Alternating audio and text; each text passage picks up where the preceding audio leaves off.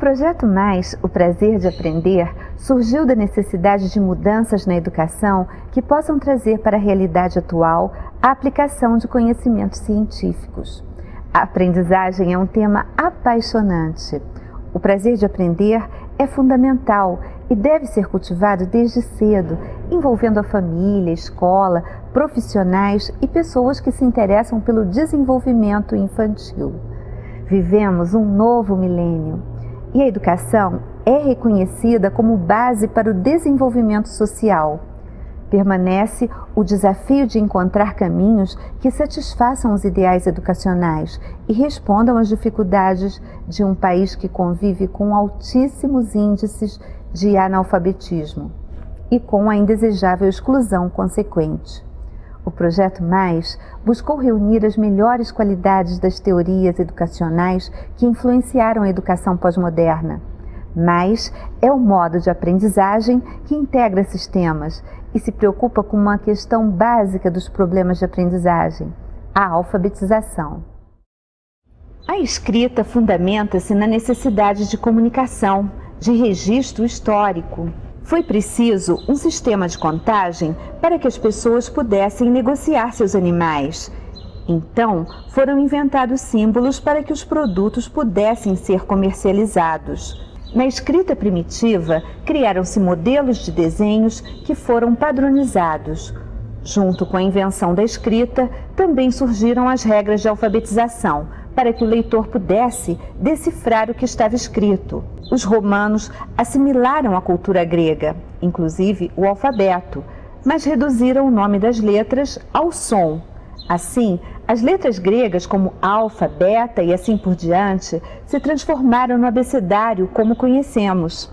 O princípio acrofônico de juntar letras com os sons em sequência nas palavras foi uma excelente ideia que deu origem ao alfabeto grego. A alfabetização enfatiza as relações símbolo-som e se organizou em torno dos métodos fônico, silábico ou global. No processo sintético, o mais antigo, o aluno conhece os sons representados pelas letras e combina esses sons para pronunciar palavras. Começa-se a ensinar por partes ou elementos das palavras, tais como letras, sons ou sílabas, para depois combiná-los em palavras. A ênfase é a correspondência som-símbolos e a estratégia perceptiva é auditiva. No método fônico, o aluno aprende não o nome da letra, mas sua pronúncia na palavra. No processo analítico, a leitura é um ato global e visual. Primeiro é feito o reconhecimento global de palavras, orações ou textos. A análise dos componentes é uma tarefa posterior, também conhecido como método olhar e dizer, e daí a denominação ideovisual. O processo sintético-analítico resulta numa combinação dos dois métodos. Mas afinal, por que a necessidade de refletir sobre a alfabetização? A alfabetização consiste em relacionar os grafemas, que são os desenhos das letras, com os seus sons. E essa codificação obedece a regras que não são espontâneas, não surgem naturalmente, precisam ser ensinadas. Nos países mais adiantados, sem problemas de alfabetização, o método fônico foi adotado com muito êxito. Nos trabalhos de reabilitação, o processo de codificação também ajuda a vencer problemas de leitura e escrita, como acontece na dislexia e nos transtornos de atenção.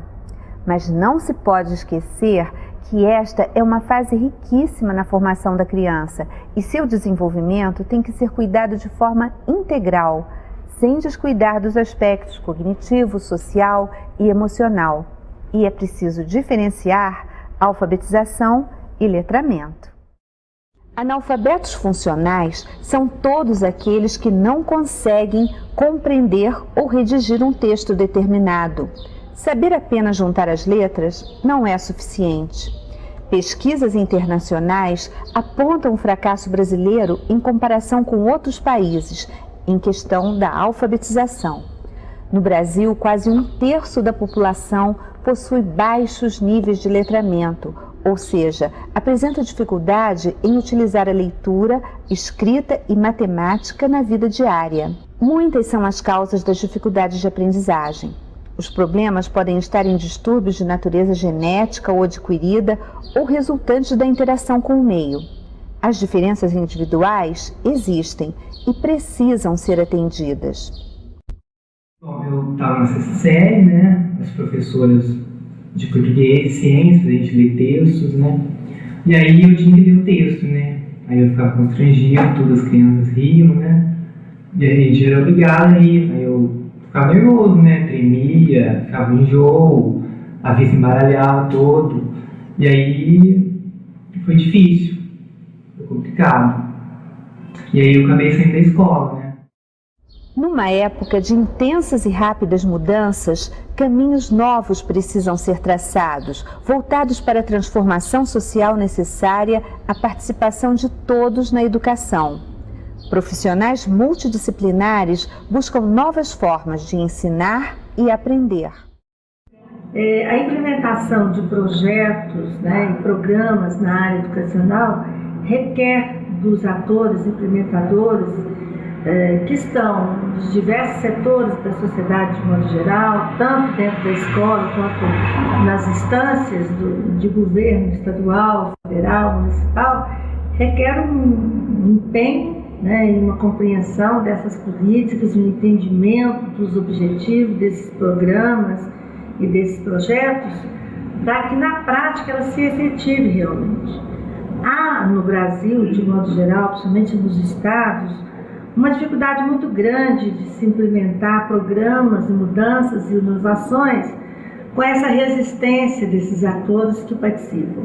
Atores aí, eu digo, são os formuladores das políticas, são as pessoas, os profissionais que participam nas instâncias intermediárias de implementação desses programas e também os atores professores que dentro dos seus ambientes, dos seus espaços escolares, participam desse processo de implementação.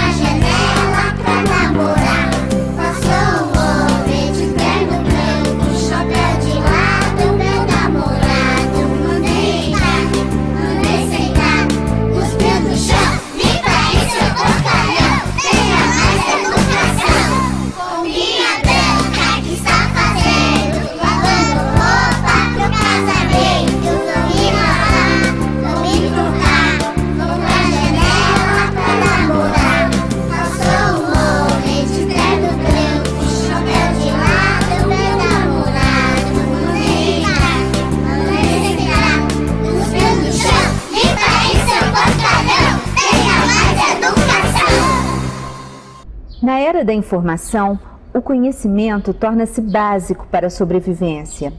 O educador é um mediador do conhecimento e o aluno é o sujeito de sua própria formação. O aluno vai construir o seu saber, vai dar sentido ao que faz ou observa. Há necessidade de mudanças na visão escolar sobre a aprendizagem da leitura, escrita e matemática. O Projeto Mais tem como objetivo formar bons leitores, capazes de interpretar, de pensar e se comunicar.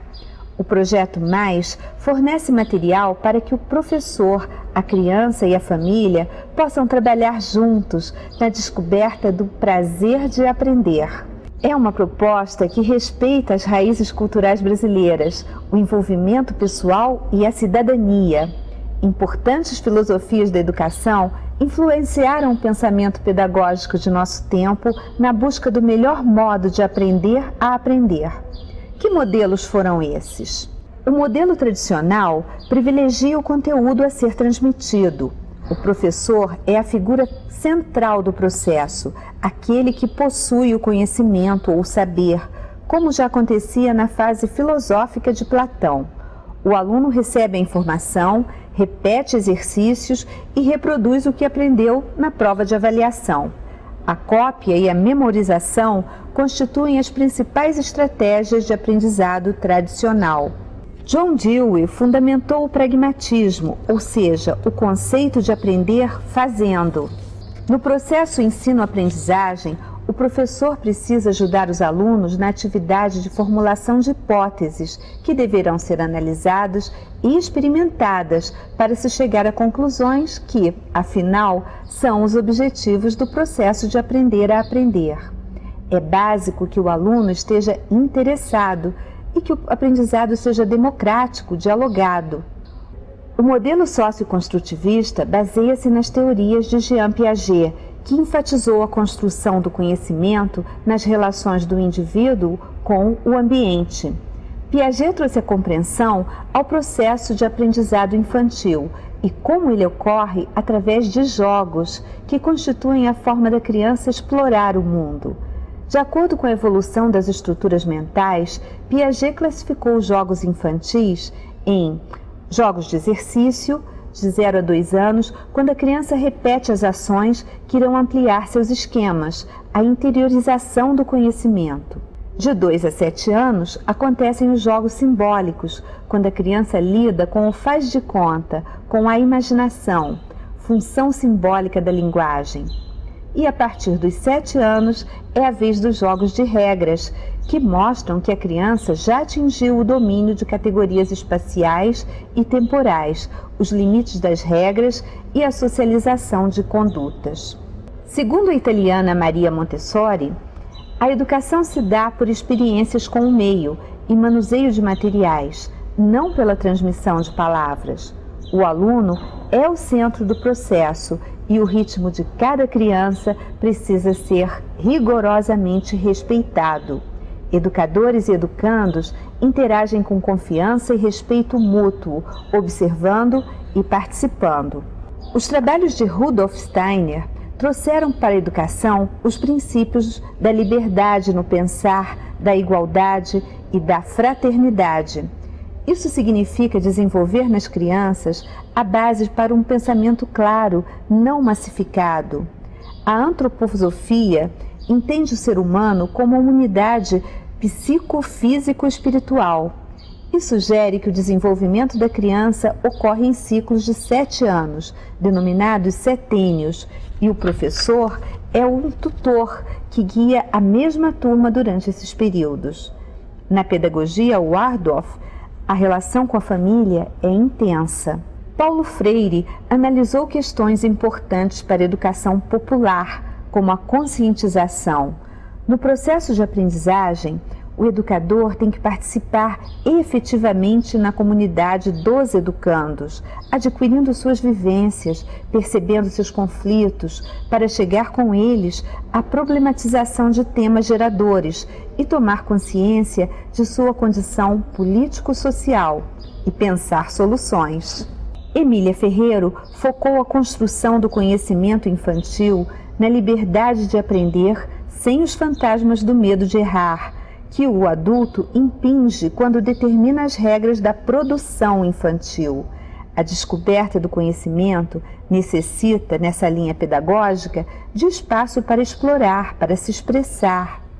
Pela experiência, a criança deverá chegar naturalmente às regras gramaticais, depois de ter desenvolvido o gosto pela leitura e escrita. O Projeto Mais integra sistemas de aprendizagem e desenvolvimento, traz técnicas eficientes ao mesmo tempo em que incentiva o prazer da descoberta, o exercício do pensar. Para isso, foi preciso resgatar o poder eterno das histórias infantis, dos jogos e brincadeiras, conciliados com recursos modernos de informática e comunicação, oferecendo material prático e adequado para que as crianças possam desenvolver a autoconfiança e o respeito pelo outro. Esse aqui veio junto com o livro do Theo, é uma atividade bem legal que a gente estava desenvolvendo hoje, onde os alunos eles recortam as gravuras e depois eles montam o cenário do Theo. Aqui tem um. Esse aqui, por exemplo, aí eles vão saber onde eles colocam o lago, onde que o Theo vai ficar. tem bastante gravurinhas. O céu, por exemplo, assim, que o sol que fica lá no céu, onde fica a árvore, o macaquinho, onde o macaquinho fica, onde que é o lugar do macaquinho, as flores, a pipa. Então é bem legalzinho. E eles treinam a coordenação motora, recortando os papéis. Então é bem interessante. Eles estavam adorando essa atividade. Aqui, muito legal. E essa atividade que eles estavam fazendo, a gente estava procurando tirar palavrinhas que a gente estava estudando, que foram tiradas do livro do Theo também, né? Então esse livro do Theo está ajudando bastante. Dá assim um apoio ótimo pra gente, um acompanhamento certinho. Então eles estão adorando o livro. Nossa, eles adoram o dia que a gente tem atividades no livro, então a gente está adorando. O sistema mais de aprendizado gira em torno de um personagem central, o índiozinho Theo. Ele tem a idade das crianças e suas aventuras são apresentadas por partes, como numa novelinha, enquanto a alfabetização vai acontecendo de forma lúdica, relacionando a criança com o imaginário, com temas ligados ao meio ambiente, à ciência, ao contexto histórico e geográfico do Brasil e também fornecendo orientações de interação da família com a escola. Theo é curioso e gosta de aprender. Estimula sentimentos de cooperação e amizade. Jogos, deboches e brincadeiras são recursos constantes, porque são fundamentais para o desenvolvimento psicomotor e socioemocional da criança em fase de alfabetização. É uma fase quase mágica, porque as conexões das células nervosas nesse período se multiplicam rapidamente, favorecendo a aprendizagem. Como se aprende? Os órgãos dos sentidos recebem as informações do ambiente. As informações são levadas para o cérebro, onde são processadas num trabalho complexo do sistema nervoso. A aprendizagem resulta numa mudança, porque se liga à memória. Muitas coisas que estão à nossa volta nós nem percebemos. A memória também pode registrar dados apenas no momento, na memória operatória, ou guardar lembranças na memória de longa duração. As diferenças individuais, internas ou ambientais, levam algumas crianças a aprender com mais facilidade de forma visual, outras têm facilidade auditiva e algumas podem aprender melhor fazendo. Cada criança aprende do seu jeito, mas todas precisam ser estimuladas sem ignorar seu processo preferencial de aprender. O Projeto Mais se preocupou em oferecer um modo de aprendizagem que permita a prevenção de dificuldades, a inclusão de alunos com necessidades especiais e o desenvolvimento do potencial de cada um, de acordo com suas características e interesses, e cada um no seu ritmo.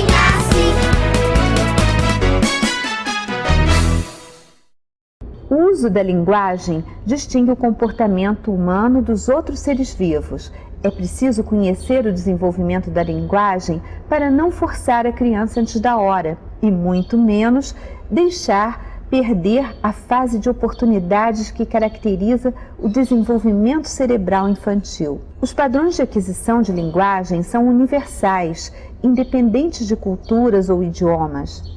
A criança primeiro compreende as palavras e identifica o que elas representam. A construção de significados e estruturas fonológicas forma um léxico mental que envolve a capacidade de armazenar e recuperar as informações linguísticas, a memória e um controle motor para a expressão da fala. Além disso, há o planejamento das ações que se deseja comunicar e que dependem de áreas pré-motoras e motoras do cérebro. Os conhecimentos transmitidos aos alunos devem ser significativos para eles e precisam se relacionar com as suas vivências diárias, como fazer compras no mercado. É importante também que a criança possa descobrir na escrita a possibilidade de se expressar. A escrita também segue um desenvolvimento característico. Na fase grafomotora, a criança faz tentativas de reprodução da escrita.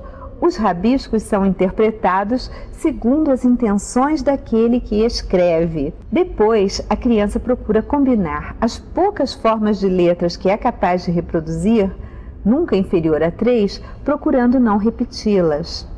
Na fase grafosemântica, a criança relaciona o tamanho do objeto com a escrita. Assim, a palavra pai é maior do que a palavra bebezinho. Na fase grafofonológica, a criança começa a perceber que escrever é representar progressivamente as partes sonoras das palavras, mesmo que não faça isso corretamente. Aprender a escrever corretamente as letras do alfabeto envolve observação, controle e coordenação visomanual, além do conhecimento espaço-temporal.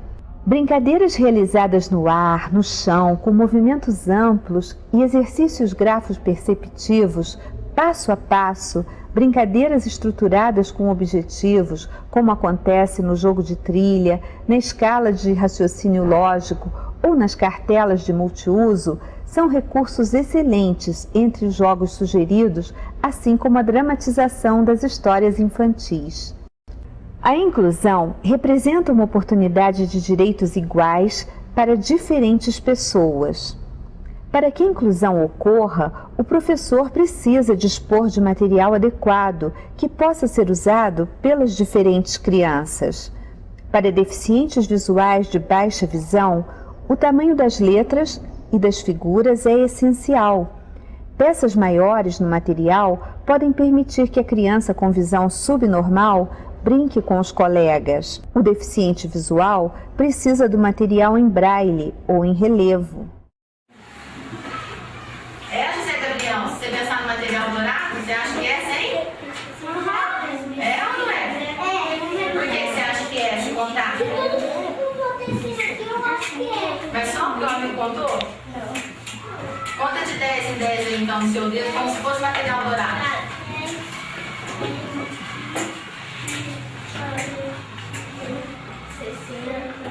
70, 80, 90, 100. Como se cada dedo seu fosse material dourado, é verdade? Voltou. O deficiente auditivo precisa de material visual, como nos jogos de memória, para que aprenda o nome dos objetos e precisa da linguagem de sinais. Hoje é muito importante da criança surda ser incluída no ensino regular, tanto na parte social como na parte de aprendizagem. Na parte de aprendizagem, a importância da leitura escrita para essa criança vai ter uma importância mais tarde no seu futuro. E é através da língua de sinais, da Libras, que nós podemos utilizar para desenvolver essa escrita. E através do desenvolvimento da discriminação visual, ela vai desenvolver com mais facilidade essa aprendizagem dentro da sua escrita.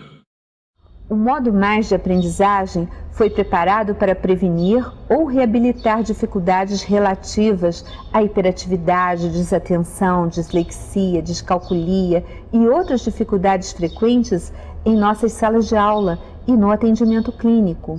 Quando há interesse, a aprendizagem ocorre naturalmente. É perda de tempo brigar. Não se pode pedir a uma pessoa que seja espontânea, porque ela perderá a espontaneidade na hora. A atenção, por exemplo, não é uma coisa que se possa exigir. Uma falha constante na atenção pode indicar a existência de um comprometimento que pode necessitar de tratamento adequado, da mesma forma que outros aspectos podem ser avaliados por profissionais especializados que irão orientar o professor e a família, sempre que houver uma dúvida, para prevenir os diversos tipos de problemas que podem ser evitados em diferentes queixas.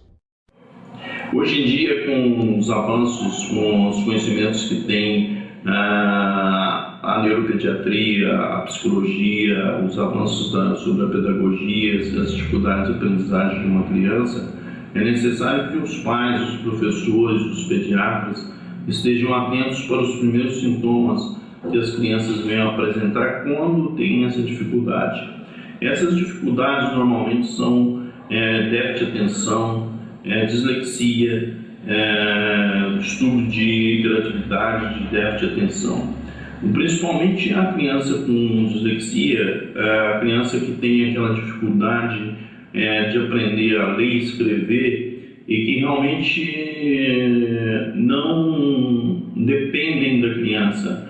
É um tipo de uma imaturidade nas áreas corticais cerebrais responsáveis pelas funções da leitura e escrita, e que a criança ainda não tem aquela maturidade para formar as sílabas, as palavras, e isso tem que ver rapidamente, porque senão essa dislexia pode levar a uma hiperatividade, um déficit de atenção, e que às vezes os pais, os professores podem culpar a própria criança pelas dificuldades que ela tem e realmente tem que ser vista por um profissional da área, um neuropediatra de início ou mesmo um pediatra, para fazer o diagnóstico.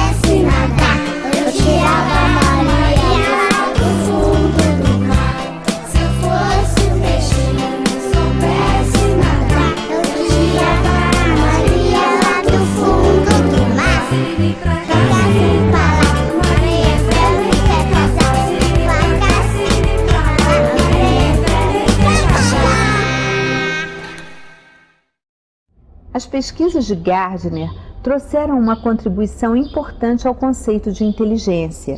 Segundo sua teoria, os seres humanos seriam dotados de múltiplas inteligências. Sua teoria se apoia em 2 princípios.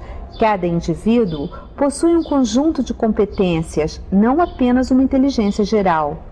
A inteligência de um indivíduo pode ser estimulada por pessoas mediadoras, como pais, professores, o meio social, enfim.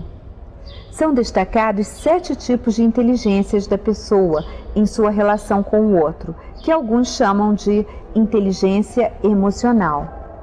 O homem se constrói porque é capaz de aprender. O processo tecnológico conduz a uma nova configuração do conceito de aprendizagem, que inclui as máquinas pensantes e a inteligência artificial. A inteligência artificial é uma revolução na maneira de se encarar a aprendizagem, e as crianças podem, desde cedo, aprender a lidar com o computador a partir de um teclado no início. Conforme aprende as letras, ela descobre a posição da letra no teclado e colore o dedinho utilizado para digitar. Na compreensão da linguagem, o significado das palavras, o planejamento e o raciocínio lógico-matemático dependem do raciocínio espacial e de um contexto. Assim, a história e a cultura de um povo relacionam-se com a arte, que deve ser cultivada em associação ao desenvolvimento cognitivo. Os jogos, histórias e brincadeiras favorecem a inteligência e a afetividade e levam a criança a aprender a trabalhar em equipe. Esta é a proposta do Projeto Mais, que coloca lado a lado crianças com diferentes potenciais e necessidades, todas incluídas pelo prazer de aprender. E olha quem chegou! É o Theo! O que você está fazendo aqui?